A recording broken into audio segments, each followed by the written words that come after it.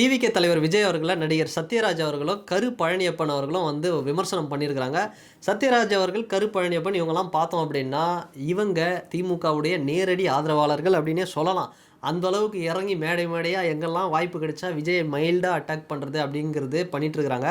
ஆனா இந்த கரு பழனியப்பன் அப்படிங்கிறவரு ஒரு கட்டம் மேல போயிட்டு டைரக்ட்டா எப்படி போஸ் வெங்கட், நம்ம ரோஸ்ட் பிரதர்ஸ் இவங்கள மாதிரி வந்து டைரக்ட்டாவே வந்து நம்ம விஜய அட்டாக் பண்ணுவோம் அப்படிங்கிற மாதிரி ஒரு அட்டாக்க வச்சிருக்கிறாரு.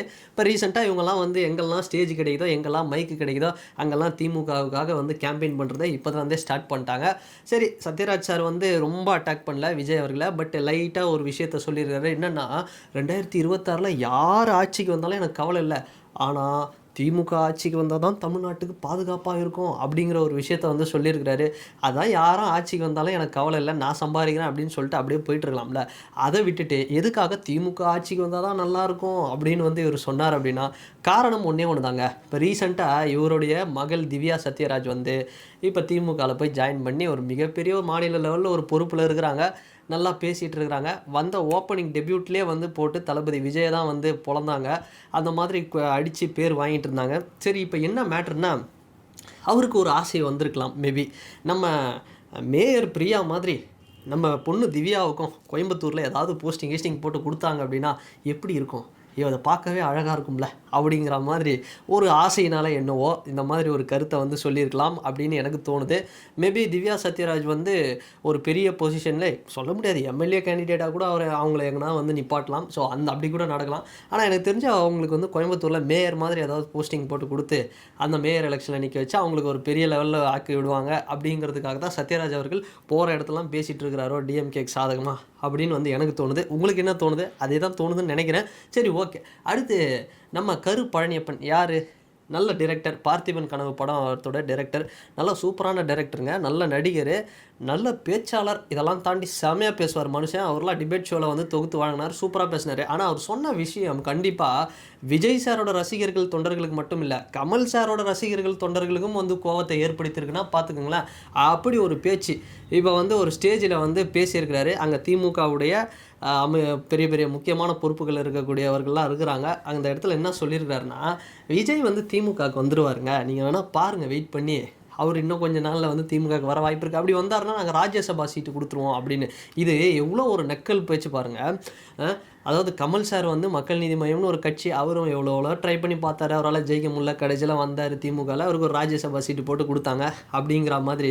அந்த மாதிரி தாங்க ஆகும் அப்படிங்கிற மாதிரி வந்து விஜயும் அப்படி தான் வருவார். நாளைக்கு ராஜ்யசபா சீட்டு வேணால் நாங்கள் போட்டு தரோம் அப்படிங்கிற மாதிரி பேசுகிறது.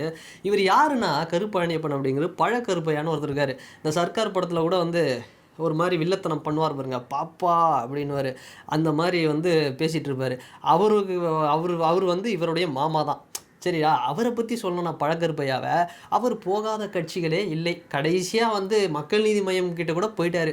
அவர் போகாத கட்சிகள் இல்லை, பேசாத மேடைகள் இல்லை. அந்த மாதிரி பல ஜம்புகள் வந்து அடிச்சிருக்கிறாங்க. ஓகே, அது அவங்களுக்கு வந்து அரசியல் அப்படின்றதால நம்ம என்ன சொல்ல முடியும்? ஸோ அப்படி வந்து மக்கள் நீதி மையம் கட்சி கூட போய் எல்லாத்தையும் பண்ணார். பட் இப்போ பேக் டு எந்த பார்ட்டியில் இருக்கிறாருன்னு நம்மளுக்கு தெரியல. ஆனால் இவர் கருப்பழனியப்பன் திமுகவுக்கு வந்து ஒரு ரெப்ரசன்டேட்டிவ் மாதிரி பேசிகிட்டு இருக்கிறாரு.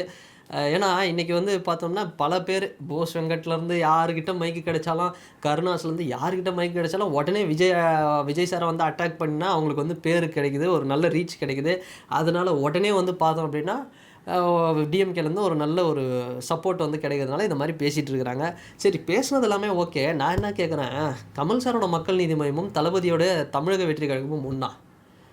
கமல் சார் ஒரு ஆக்சிடென்டலாக பாலிடிக்ஸ் வந்தார். சும்மா பிக் பாஸில் வந்து அவருக்கு மாஸ் இருக்குது அப்படிங்கிறத பார்த்துட்டு அவர் வந்து வந்தார். மக்கள் வரவேற்றாங்க, நான் இல்லைன்னு சொல்ல. ஆனால் அதை அவர் டெவலப் பண்ணுற விதத்தில் 234 தொகுதியிலும் தமிழ்நாட்டில் இறங்கி ஒவ்வொரு இடத்துல கட்டமைப்பு அவர் வளர்த்து பெரிய லெவலில் ஒரு சில விஷயங்கள் பண்ணியிருந்தாருன்னா அவர் கண்டிப்பாக வந்து நல்லா வந்திருப்பார். இல்லை கொஞ்ச நாள் வெயிட் பண்ணி, இல்லை நம்ம ஒரு டிவி கேலியோ, இல்லை நம்ம தனிச்சு நின்னோ, இல்லை ஒரு சீமானவர்கள் மாதிரி அவங்க கூட கூட்டணிக்கு போயிருந்தா கூட அவர் நல்லா வந்திருப்பார். ஆனால் விக்ரம் படம் நல்லா ஓடன ரெஜெண்ட் அவருக்கு வந்து சில ஆசைகளை காட்டி அவரை கொஞ்சம் டிம்ட்டுகள் ஏற்றி அவரை என்ன பண்ணிட்டாங்க அப்படின்னா, நீங்கள் இதுலேயே வந்து கண்டினியூ பண்ணுங்கள், சினிமாவில் உங்களுக்கு என்ன வேணால் நாங்கள் சப்போர்ட் பண்ணுறோம் அப்படின்னு சொல்ல அவர் இந்தியன் 2 தக் லைஃபு அப்படின்னு சினிமாலேயும் வந்து அவர் வந்து போட்டு முடிச்சு விட்டாங்க, அரசியலும் அவரை போட்டு முடிச்சு விட்டாங்க. சரி அட்லீஸ்ட் இவ்வளோ பண்ணாங்களே கமல் சாருக்கு, ஒரு கோயம்புத்தூர் தொகுதியில் எம்பியாவது வந்து நிப்பாட்டினாங்களா லோக்சபாவில்? அதுவும் கிடையாது. ராஜ்யசபா சீட்டு வந்து கொடுத்து அவரை கௌரவப்படுத்துகிறேன் அப்படிங்கிற மாதிரி வந்து முடிச்சு விட்டாங்க. அதனால அது போதும் அப்படிங்கிறதுனால கமல் சார் அதுக்கு மேலே. ஆனால் கமல் சார் மிகச்சிறந்த ஒரு அறிவாளி, ஒரு அரசியல், உலக அரசியல் எல்லாமே அவர் பேசக்கூடிய ஞானம் இருக்குது. அவர் நினச்சா சிஎம் இல்லை பிஎம்மாக வரக்கூடியவருக்கு இருக்குது. ஆனால் அப்படிப்பட்டவரை நீங்கள் வந்து ஒரு இதில் வந்து பண்ணிடலாம். ஏதோ ஒரு காலம். ஆனால் அவர் எனக்கு தெரிஞ்சு இன்றைக்கி இல்லை, என்னைக்காவது ஒரு நாள் ஒரு விஸ்வரூபம் எடுப்பார் தமிழக அரசியலில். அது காட்டும் போது எல்லாருக்குமே தெரியும்.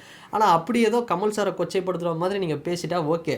ஆனால் டிவிகே அப்படிங்கிறது மக்கள் நீதி மையம் மாதிரி இல்லை ராசா. இது வந்து பல வருஷமாக வந்து ஒரு அரசியல் கட்சியாக வர்றதுக்கு ஒரு மிகப்பெரிய ஒரு கட்டமைப்பை ஏற்படுத்தி, வார்டுலேருந்து சந்திலேருந்து தெருவிலேருந்து மொத்தமாக ஒட்டு மொத்தமாக என்ன பண்ணணும், 2026 அரசியல் மாற்றத்தை எப்படி ஏற்படுத்தணுன்ற வரைக்கும் இறங்கி வேலை பார்த்துட்ருக்குறாங்க. அதனால் இப்போ பீகாரில் இப்போ எலெக்ஷனை முடிச்சுட்டு பிரசாந்த் கிஷோர் வரப்போகிறாரு. இன்னும் நிறைய பேர் வரப்போகிறாங்க. இன்னும் பல கட்சியிலேருந்து வரப்போகிறாங்க. அதனால் இந்த ஒரு ராஜ்யசபா சீட்டை கொடுத்துருவோம், இந்த சீட்டை கொடுத்துருவோம், கௌரவ பதவியை கொடுத்துருவோம், இல்லை கடைசியில் விஜய் பயந்துட்டு வந்துடுவார். இந்த கணக்கு பழனியப்பன் அவர்கள் போடுவது கண்டிப்பாக அது பலிக்காது கண்ணா அப்படிங்கிற மாதிரி தான் வந்து சொல்லணும். நீங்கள் எவ்வளோ பெரிய பேச்சாளர் இருக்கலாம், டைரக்டராக இருக்கலாம், அரசியல் வல்லுநராக கூட இருக்கலாம். விஜய் அவர்கள்கிட்ட அது மாதிரிலாம் வந்து நடக்கவே நடக்காது. எந்த காலத்துலையும் வந்து அவர் வந்துட மாட்டார்.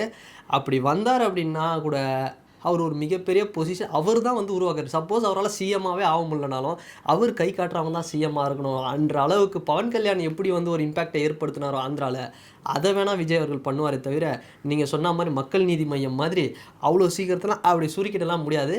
இது படைபலம் பெருசு. மக்கள் நீதி மையத்தை விட ஒரு 100 மடங்கு பெருசுன்னு நினைக்கிறேன். நான் கம்மியாக தான் சொல்கிறேன்னு நினைக்கிறேன். ஒரு 100 மடங்குக்கு மேலேயே பெருசு டிவிகே அப்படிங்கிறது. அதனால் அவசரப்பட்டு இது மாதிரி கமெண்ட்டை கொடுத்துட்டு 2026 வந்து ஃபீல் பண்ணாதீங்க அப்படிங்கிறதுக்காக இந்த ஒரு பதிவு. அண்ட் இந்த வீடியோ பற்றின உங்களுடைய கருத்துக்கள் என்ன அப்படிங்கிறது அந்த கமெண்ட் செக்ஷனில் மறக்காமல் பதிவிடுங்க. அண்ட் வேறு ஒரு வீடியோவில் வேறு ஒரு கான்டென்ட்டில் நான் உங்களை பார்க்குறேன். பாய்.